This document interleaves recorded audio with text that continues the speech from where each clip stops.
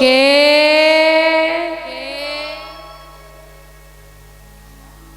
আমি বিহারী লাল। কি চাই তোর? ও বাবু, তোমার ঘরে আমায় একটা কাজ দেবে? কথাটা শুনে ঘর থেকে বেরিয়ে এসেছে বাবুর স্ত্রী। বা কি মিষ্টি দেখতে দেখো ছেলেটাকে। এই খোকা শোন,